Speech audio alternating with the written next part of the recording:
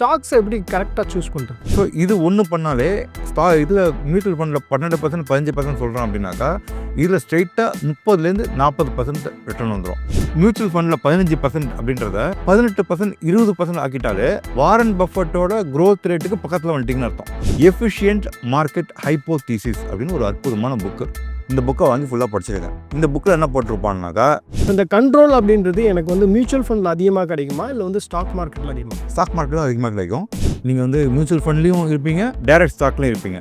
இதை பண்ணிங்கனாக்கா உங்களோட க்ரோத் அதிகமாக இருக்கிறதுக்கு சான்சஸ் ஜாஸ்தி. டைம் இல்லாதவங்க, காலத்தில் 9லேருந்து 6 ஜாபுக்கு போகிறவங்க, இவங்க மியூச்சுவல் ஃபண்டு போகிறது பெட்டர். ஆனால் இல்லைன்னா மார்க்கெட் விடாது. You are dead for the market. இப்போ நீங்கள் பார்த்துட்டு இருக்கக்கூடிய இந்த video buy and sell recommendation video கிடையாது, ஒரு எஜுகேஷனல் பர்பஸஸ்க்கான வீடியோ. ஸ்டாக்ஸ் எப்படி கரெக்டாக சூஸ் பண்ணுறது? 3 விஷயம். ஒன்று, முதல்ல அந்த லிட்மஸ் டெஸ்ட் சொன்னேன். நீங்கள் சூஸ் பண்ணுற ஸ்டாக்கு இந்த கேட்டகரியில் இருக்கணும். ஸ்கேலபிள் பிஸ்னஸாக இருக்கணும். ப்ரமோட்டர்ஸோட குவாலிட்டி பெஸ்ட்டு குவாலிட்டியாக இருக்கணும். 3வது, அவங்க கடைசி 3-4 வருஷமாக டிவிடெண்ட் கொடுத்துருக்கணும். க்ரோத் கண்டினியூஸாக இருந்துகிட்டே இருக்கணும். இதை மாதிரி கம்பெனிஸை பார்க்கணும். ஓகே, இந்த 3-4 விஷயத்தை பார்த்துட்டு ஸ்டாக்கை சூஸ் பண்ணணும் ஃபஸ்ட்டு. 2வது, பெஸ்ட் பர்ஃபார்மிங் மியூச்சுவல் ஃபண்டு பாருங்கள். அந்த மியூச்சுவல் ஃபண்டு எங்கெங்கே இன்வெஸ்ட் பண்ணுறான்னு பாருங்கள். அந்த ஸ்டாக்ஸில் பெஸ்ட் ஸ்டாக்கை சூஸ் பண்ணுங்கள். எஸ்ஐபி மோடில் இன்வெஸ்ட் பண்ணுங்கள். ஸோ இது ஒரு பெரிய அவள் எக்ஸிட் பண்ணணும், நீங்களும் எக்ஸிட் பண்ணிடலாம். ஓகே, இது பண்ணும்போது என்ன ஆகும்னாக்கா, நீங்கள் ஏதாவது ஸ்டாக் வரீங்க, போனஸ் கொடுத்தா போனஸ் உங்களுக்கு டேரெக்டாக வந்துடும். டிவிடெண்ட் கொடுத்தா டிவிடெண்ட் டேரெக்டாக வந்துடும். இன்ட்ரெஸ்ட் கொடுத்தா இன்ட்ரெஸ்ட் டேரெக்டாக வந்துடும் இல்லையா? ஸோ இது ஒன்று பண்ணாலே இதில் மியூச்சுவல் ஃபண்டில் 12% 15% சொல்கிறோம் அப்படின்னாக்கா இதில் ஸ்ட்ரெயிட்டாக 30% 40% ரிட்டர்ன் வந்துடும். இந்த இது மட்டும் ஞாபகம் வச்சிங்க. வாரன் பஃபட்டோட growth 21% compounded annual growth rate. நீங்கள் மியூச்சுவல் ஃபண்டில் 15% அப்படின்றத 18% 20% ஆக்கிட்டாலே வாரன் பஃபட்டோட க்ரோத் ரேட்டுக்கு பக்கத்தில் வந்துட்டிங்கன்னு அர்த்தம். ஓகே, உங்கள் வேலை என்னன்னாக்கா, மியூச்சுவல் ஃபண்ட் என்ன ரிட்டர்ன் தரணும், மியூச்சுவல் ஃபண்ட் எதுக்கு ஒர்க் பண்ணுவானாக்கா இண்டெக்ஸோட ஜாஸ்தி ரிட்டர்ன் தரணும் அப்படின்னு ஒர்க் பண்ணுவோம். நீங்கள் ஒர்க் பண்ண வேண்டியதுனாக்கா மியூச்சுவல் ஃபண்டோட ஜாஸ்தி சம்பாதிக்கணும் அப்படின்னு ஒர்க் பண்ணணும். இதெல்லாம் பண்ணுறதுக்கு முன்னாடி எஃபிஷியன்ட் மார்க்கெட் ஹைப்போதீசிஸ் அப்படின்னு ஒரு அற்புதமான புக்கு. இந்த புக்கை வாங்கி ஃபுல்லாக படிச்சிருக்கேன். இந்த புக்கில் என்ன போட்டிருப்பான்னாக்கா, உங்களால் மார்க்கெட்டில் ஜெயிக்க முடியாது, நீ மார்க்கெட்டில் தான் தோற்று போடுவீங்க, இது மாதிரி ஒரு 100 கேஸ் ஸ்டடி சொல்லியிருப்பான். ஓகே, நீங்கள் மார்க்கெட் வரக்கூடாது, ஸ்டாக் மார்க்கெட் உங்களுக்கு கவுத்து விட்டுரும், அங்கே ஜெயிக்கவே முடியாது இப்படின்னு சொல்லிட்டு ஒரு ப்ராப்ளம் ஸ்டேட்மெண்ட்டாக சொல்லுவான். உங்களுக்கு தேவை என்னன்னாக்கா ப்ராப்ளம் ஸ்டேட்மெண்ட் தான் தேவை. எனி சாஃப்ட்வேர் கம்பெனி போனாலும் சரி, எங்கே போனாலும் சரி, ப்ராப்ளம் ஸ்டேட்மெண்ட் தான் பார்ப்பாங்க. அந்த ப்ராப்ளம் ஸ்டேட்மெண்ட்டுக்கு ஒரு சொல்யூஷன் கொடுப்பாங்க இல்லையா? ஸோ இந்த எஃபிஷியன்ட் மார்க்கெட் ஹைப்போதீசிஸ் படிச்சுட்டு அதில் என்னென்ன ப்ராப்ளம் ஐடென்டிஃபை பண்ணிருக்கானோ அதை எப்படி நான் நெகேட் பண்ணுறது, என்ன பண்ணால் நெகேட் பண்ணுவேன் அப்படின்னு தெரிஞ்சிட்டோம் அப்படின்னாக்கா ஜெயிச்சிடும். சார், இப்போ நான் ஒரு இன்வெஸ்டர். எனக்கு மியூச்சுவல் ஃபண்டுன்னு ஒரு ஆப்ஷன் இருக்குது, இன்னொன்று ஸ்டாக் மார்க்கெட்டுன்றது ஒரு ஆப்ஷன் இருக்குது, டைரக்ட் ஸ்டாக்காக நான் வாங்கலான்ற ஒரு ஆப்ஷன் இருக்குது. இப்போ இந்த கண்ட்ரோல் அப்படின்றது எனக்கு மியூச்சுவல் ஃபண்டில் அதிகமாக கிடைக்குமா இல்லை ஸ்டாக் மார்க்கெட்டில் அதிகமாக? ஸ்டாக் மார்க்கெட்டில் அதிகமாக கிடைக்கும். நீங்கள் இப்படி யோசிக்கலாம், எஸ்ஐபி போடாமல் எஸ்டபிள்யூபி போட்டு, ஓகே, சிஸ்டமேட்டிக் வித்ட்ராவல் பிளானில் போட்டுட்டு அதில் வர பைசாவை தூக்கி நீங்கள் ஸ்டாக் மார்க்கெட் டைரெக்டாக இன்வெஸ்ட் பண்ணலாம். இது திஸ் வில் சால்வ் போத். நீங்கள் மியூச்சுவல் ஃபண்ட்லேயும் இருப்பீங்க, டைரக்ட் ஸ்டாக்லேயும் இருப்பீங்க. இதை பண்ணிங்கனாக்கா உங்களோட க்ரோத் அதிகமாக இருக்கிறதுக்கு சான்சஸ் ஜாஸ்தி. இப்போ பிகினர்ஸ் நிறையா பேத்துக்கு இப்போ ஸ்டாக் மார்க்கெட் வெர்சஸ் மியூச்சுவல் ஃபண்டுன்னு பேசும்போது எதில் அதிகமாக நம்ம செலவு பண்ணணும், பைசா அதிகமாக செலவு பண்ணி இன்வெஸ்ட் பண்ணணும் அப்படின்றது ஒரு குழப்பமாகவே இருக்கும். இப்போ ஸ்டாக் மார்க்கெட்டில் சிலது பென்னி ஸ்டாக்ஸாகவும் இருக்குது, சிலது ஓவர் வேல்யூடு ஸ்டாக்ஸாகவும் இருக்குது, மல்டிபேக்கர் ஸ்டாக்ஸாகவும் இருக்குது. இந்த மாதிரி நிறைய ஸ்டாக்ஸ் இருக்குது. இந்த பக்கம் பார்த்தாலும் மியூச்சுவல் ஃபண்டில் நீங்கள் 500 இன்வெஸ்ட் பண்ண ஆரம்பிக்கலாம் அப்படிலாம் சொல்கிறாங்க. நிறைய ஃபண்டு இருக்குது. ஸோ இப்போ குழப்பமான மனநிலையில் தான் அவங்க இருக்காங்க.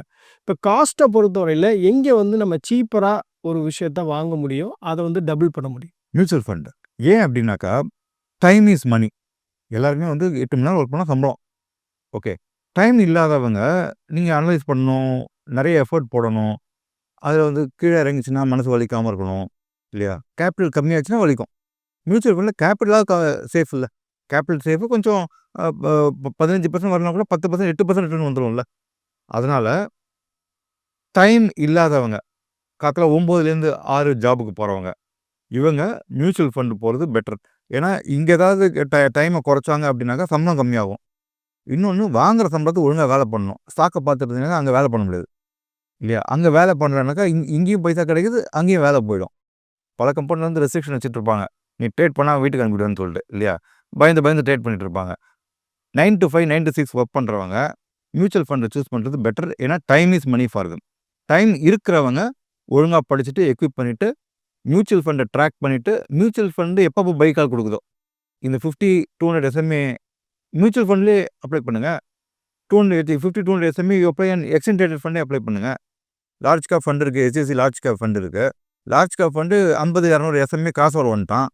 அப்போ நீங்கள் வந்து டைரக்ட் ஸ்டாக் இன்வெஸ்ட் பண்ண ஆரம்பிங்க இல்லையா? இதை மாதிரி பண்ணீங்க அப்படின்னாக்கா டைரக்ட் இது மச் பெட்டர். டைம் இல்லாதவங்க மியூச்சுவல் ஃபண்டு, டைம் இருக்கிறவங்க டைரக்ட் ஸ்டாக். இப்போ டைம் ஒன்று சொன்னீங்க, இன்னொன்று வந்து பணம் இல்லாதவங்களும் ஸ்டாக் மார்க்கெட் பக்கம் போகாமல் இருக்கிறது நல்லதுன்னு சொல்கிறீங்களா? பணம் இல்லைன்னா மார்க்கெட் விடாது. You are dead for the market. If you don't have money you are dead for the market. You can be alive, மார்க்கெட்டை பொறுத்தவரைக்கும் நீங்கள் இல்லை. சார், இப்போ மியூச்சுவல் ஃபண்ட் ஸ்டாக்குன்னு பேசும்போது 2 விஷயம் இருக்குது. ஒன்று வந்து இந்த என்ஏவின்னு சொல்லி நம்ம சொல்கிறோம், நெட் அசெட் வேல்யூ அப்படின்னு. இப்போ நிறைய பேர் எல்லாம் நினைப்பாங்க, நம்ம வந்து புதுசாக என்ஏவியை வாங்கிக்கிட்டே இருப்போம் அப்படின்னு நினைப்பாங்க. ஸோ அதே மாதிரி ஸ்டாக் மார்க்கெட்லேயுமே வந்து ஸ்டாக்ஸ் நம்ம வாங்கிக்கிட்டே இருக்க முடியும். இப்போ என்ஏவி அதிகமாக வாங்குறதுக்கும் ஸ்டாக்ஸ் அதிகமாக வாங்குறதுக்கும் உள்ள டிஃப்ரென்சஸ் என்ன? NAV net asset value. Stock மார்க்கெட்டை பற்றி உங்களுக்கு பிஇபி அப்படின்னா பிரேக் ஈவன் ப்ரைஸ் அப்படின்னு சொல்லலாம். பிரேக் ஈவன் ப்ரைஸ் எவ்வளோக்குள்ள ஜாஸ்தி ஆகிட்டே போகிறதோ அவ்வளோக்குள்ள நீங்கள் ப்ராஃபிட்டில் இருக்கீங்க அப்படின்னு அர்த்தம். ஸோ அதுக்கு வித்தியாசம். இது என்ஏவி, அதில் பிஇபி ஸ்டாக் மார்க்கெட்டுக்கு. இப்போ ஸ்டாக் வாங்கும்போது நிறைய பேர் பார்த்துருக்கேன். இப்போ வந்து 2 ஸ்டாக்கு 3 ஸ்டாக்கு 5 ஸ்டாக்கு இப்படிலாம் வாங்குவாங்க. மொத்தம் ஒரு 12-13 செக்டர்ஸ் இருக்குது அப்படின்னா அந்த 13 செக்டர்ஸ்லையும் இருக்கக்கூடிய ஒரு 1 2 3 அந்த 3 கேட்டகரியில் இருக்கக்கூடிய அந்த கம்பெனிஸ்லையும் ஒரு 2 ஸ்டாக்கு இல்லை 5 ஸ்டாக்கு இது மாதிரி ரொம்ப ஒரு கம்மியான நம்பர்ஸில் வந்து ஸ்டாக் வாங்கி வச்சுருப்பாங்க. பட் ஓவராலாக பார்க்கும்போது உங்களுக்கு அது வந்து ஒரு 12 செக்டர்ஸ் 13 செக்டர்ஸில் 3 கம்பெனிஸ் நீங்கள் எடுத்தீங்கன்னா கூட ஒரு 50+ கம்பெனிஸ் வந்திருக்கும். அந்த மாதிரி இன்வெஸ்ட் பண்ணுறவங்களும் இருக்காங்க. டைவர்சிஃபிகேஷன்றதை வந்து சரியாக புரிஞ்சிக்காமல் இன்வெஸ்ட் பண்ணுறவங்களும் இருக்காங்க. இப்போ அந்த மாதிரியான அப்ரோச் அப்படின்றது சரின்னு நினைக்கிறீங்களா, இல்லை வந்து அதை திருத்திக்கணும்னு நினைக்கிறீங்க? பண்ணலாம். ஓவர் பீரியட் அந்த நம்பர்ஸை அந்த 50-60ன்ற நம்பரை குறைக்கணும். ஓகே, பட் எஸ்ஐபி மோடில் எவ்ரிடே 2 ஷேர்ஸ் 3 ஷேர்ஸ் அப்படின்னாக்கா ஒரு வேல்யூ ஆவரேஜிங் கிடச்சிரும். ஒரு நல்ல கம்பெனி எஃப்எம்சிஜியில் இருக்குது, ப்ரொமோட்டர்ஸ் குவாலிட்டி நல்லா இருக்குது, இயர் ஆன் இயர் க்ரோத் இருக்குது, குவார்ட்டர் ஆன் குவார்ட்டர் க்ரோத் இருக்குது, கடைசி 3 குவார்ட்டரில் எதுவும் பிளிப் இல்லை, டிவிடெண்ட் ரெகுலராக கொடுத்துட்ருக்காங்க, ஸ்டாச்சுட்டரி கம்ப்ளைண்ட்ஸ் கிளியராக இருக்குது, எம்ப்ளாயீஸோட குவாலிட்டி கிளியராக இருக்குது. இது எல்லாத்தையும் பார்த்துட்டிங்க அப்படின்னாக்கா ப்ரைஸையே பார்க்காம நீங்கள் எஸ்ஐபி மோடில் இன்வெஸ்ட் பண்ணலாம். ஐ திங்க் இந்த வீடியோ ரொம்ப யூஸ்ஃபுல்லாக இருந்திருக்குன்னு நினைக்கிறேன். மேபி பிகினர்ஸ் இந்த வீடியோ பார்த்தீங்க அப்படின்னா உங்களுடைய நிறைய கேள்விகளுக்கு இதில் பதில் கிடச்சிருக்கும். Thank you sir. நன்றி, வணக்கம். மியூச்சுவல் ஃபண்ட்ஸ்ல முதலீடு பண்ணுங்க, மாசம் எஸ்ஐபி போடுங்க, எஸ்டபிள்யூபில நிறைய ரிட்டர்ன்ஸ் கிடைக்கும் அப்படின்னு எல்லாரும் சொல்றதை கேட்டு குழம்பி போயிருக்கீங்களா? இனிமேல் அந்த கவலையை விடுங்க. பொருளாதாரம் சம்பந்தமான உங்களோட சந்தேகங்கள் எல்லாத்தையும் ஈடி தமிழ் ஆஃபீஸ்க்கே நேரடியா வந்து எக்ஸ்பர்ட்ஸ் கிட்ட கேட்க முடியும். அதுக்கு நீங்க செய்ய வேண்டியதெல்லாம் உங்களோட பெயர் மற்றும் கான்டாக்ட் நம்பரை ஸ்கிரீன்ல தெரியுற இந்த நம்பருக்கு வாட்ஸ்அப் பண்ணுங்க. நாங்க உங்களை நேரடியா தொடர்பு கொண்டு மற்ற விவரங்கள் எல்லாம் சொல்லுவோம். உங்க சந்தேகங்களை உங்களுக்கு ஃபேவரட்டான எக்ஸ்பர்ட்ஸ் கிட்ட கேட்கிற இந்த ஆப்பர்ச்சுனிட்டியை மிஸ் பண்ணிடாதீங்க.